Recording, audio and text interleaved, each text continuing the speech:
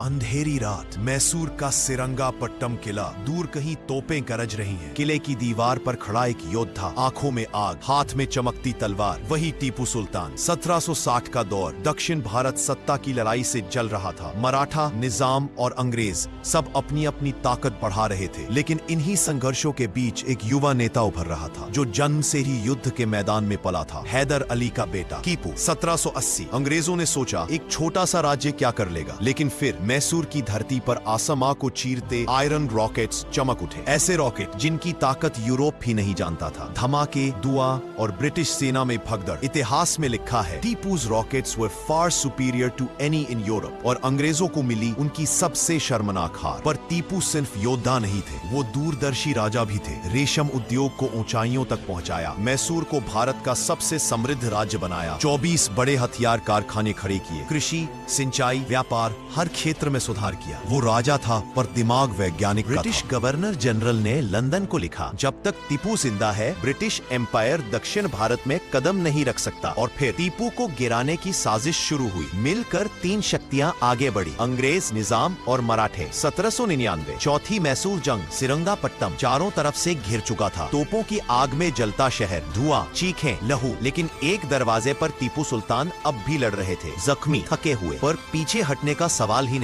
शत्रुओं से घिरे हुए टीपू ने आखिरी बार अपनी तलवार उठाई और कहा, शेर की एक दिन की जिंदगी गीदड़ की 100 साल की जिंदगी से बेहतर है। तलवारों की टक्कर, एक भारी धमाका और मैसूर का शेर शहीद हो गया। आज भी इतिहास कहता है, टीपू सुल्तान वो शेर जिससे ब्रिटिश भी डरते थे।